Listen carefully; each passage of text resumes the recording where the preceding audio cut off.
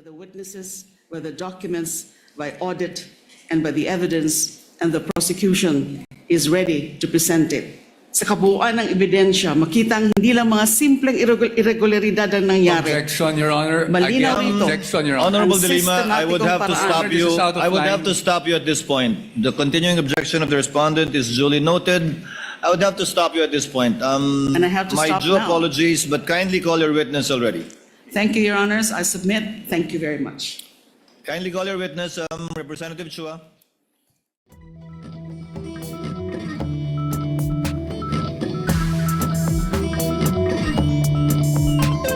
First witness for this morning. Your Honor, may I request that the head prosecutor of Article 1 Confidential Fund, the Honorable Joel Chua, be recognized, Your Honor. The Honorable Chua, member of the panel of prosecutors, is recognized to call their first witness to the stand.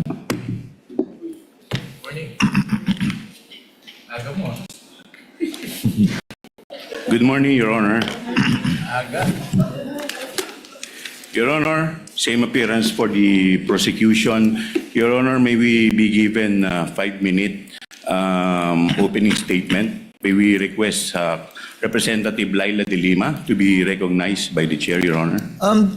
The chair would like to remind the Honorable De Lima, if indeed she will make an opening statement, to kindly avoid conclusions of both fact and law, as we have previously agreed upon and raised by the defense in previous hearings, and as pointed out by several senator judges. With that conditionality, the Honorable De Lima may proceed with her opening statement. Your Honor, may we comment on that matter? Yes, what is the pleasure of Attorney Poe? Your Honor, I'd like to apologize for having to comment on this matter, but as far as I recall, the presiding officer already made a ruling before against opening statements, Your Honors. Again, I will be very conscious, Honorable De Lima, with respect to statements of fact and law that are not coming out from the mouth of any witnesses you will be presenting. So kindly be precise and short with respect to your opening statements. You may proceed, ma'am, subject to those reminders. Thank you, Mr. Presiding Officer. This is about 5 minutes or a little more than 5 minutes. Mr. Senate President, Mr. Presiding Officer, Honorable Senator Judges, mga kababayan, magandang umaga po. Sa ating pagbabudget para sa pamilya, dahil hindi naman unli ang pera, masinop ang ating paggasta sa talagang kailangan at kapakipakinabang natin nilalaan. Ganyan din dapat sa pondo ng bayan. Sa yugtong ito ng paglilitis, pag-uusapan natin ang confidential funds. Ito ang budget para sa mga sensitibo at surveillance-related activities upang suportahan ang mandato ng mga civilian agencies. That a budget is intended for confidential operations does not mean that the conduct of the officials involved in the handling of people's money is exempted from the demands of transparency, scrutiny, and accountability. Public office is a public trust. Yan ang sabi ng konstitusyon. Sakop nito ang lahat na nasa gobyerno. At ang utos na yan ay hindi pwedeng balewalain dahil confidential lang o confidential ang pondo. Ang confidentiality ay para protektahan ang lehitimong operasyon at informant. Hindi ito pahintulot para mag-imbento ng pangalan at dokumento. Hindi ito palusot para ibulsa ang pera. Kung confidential ang pondo, lalo pa ngang mataas ang pananagutang kaakibat nito. The Constitution entrusts this court with the solemn duty to determine whether the respondent Vice President committed culpable violation of the Constitution, graft and corruption, and betrayal of public trust. The evidence will show that she did. This case, Article 1, is about 612.5 million in confidential funds entrusted to VP Sara Duterte through the Office of the President and the Department of Education. This is not about one missing receipt. This is not about a clerical error or accounting mistake. The evidence will reveal a pattern, a systemic course of conduct that, taken as a whole, demonstrates graft and corruption Your Honors. and betrayal of public trust. With the permission I of apologize with the to- permission of the Honorable De Lima, yes, Counsel for Your Honors, Respondent. again, Your Honors, I think we have to object to the statements being made by the Honorable De Lima. With respect, of course, Your Honors, they can do that through the offer of their evidence, Your Honor. Chair will instruct the this is Honorable De Lima another- to kindly limit her statements. I was listening intently in the beginning. It was okay, Honorable De Lima, but later on, you did make conclusions of law already, which the chair orders to be stricken from the record. You may wind up, Honorable De Lima, but kindly avoid conclusions of fact and law. Your Honors, please, if I may just be given just Yes, a few seconds.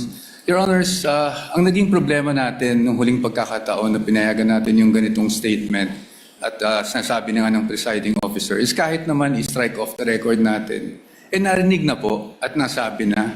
So to allow, Your Honors, again, a continuation of such is really goes into the matter of fair play, Your Honor. Honorable De Again, Lima, with all kindly due wind up. respect, Again, you were forewarned beforehand to kindly limit your statements. Hence, you are faced again with a similar situation. Kindly wind up, Honorable De Lima, and call your witness. Ang dami pong malalampasan sa aking opening statement because this Yes, is but supposed to be an again, overview it is the of the court's case, position the overview of the evidence. to let the witness speak, not the counsels, insofar as the evidence is concerned or conclusions of both fact and law. Kindly wind up, Honorable De Lima. I submit to your honors, and so I will wind up. Kapag ang isang impeachable officer, tulad ng pangalawang Pangulo, ay nabuso ang kapangyarihan sa paraang sumisira sa accountability Same o objection, Your sumusuway Honor. sa pananagutan, dapat pa ba siyang pagkatiwalaan? Dapat pa ba siyang manatili sa pwesto? When the Filipino people entrusted their money to Vice President Sara Duterte, was that trust honored? That question will not be answered by politics, by general denials, by press releases. It will be answered by the witnesses, by the documents, by audit, and by the evidence, and the prosecution is ready to present it. Sa kabuuan ng ebidensya, makitang hindi lang mga simpleng irregularidad ang nangyari. Objection, Your Honor. Malinaw Again, ito. objection, Your Honor. Honorable Ang De Lima, I would have to sistematikong stop paraan. you. This is out of I would line. have to stop you at this point. The continuing objection of the respondent is duly noted. I would have to stop you at this point. And I have to my stop due now. apologies, but kindly call your witness already. Thank you, Your Honors. I submit. Thank you very much. Kindly call your witness, Representative Chua. Thank you, Your Honor. Your Honor, we are going to present our first witness in the person of Ms. Violeta Constantino. The clerk of court, through the sergeant at arms, is instructed to situate Ms. Violeta Constantino to the witness stand.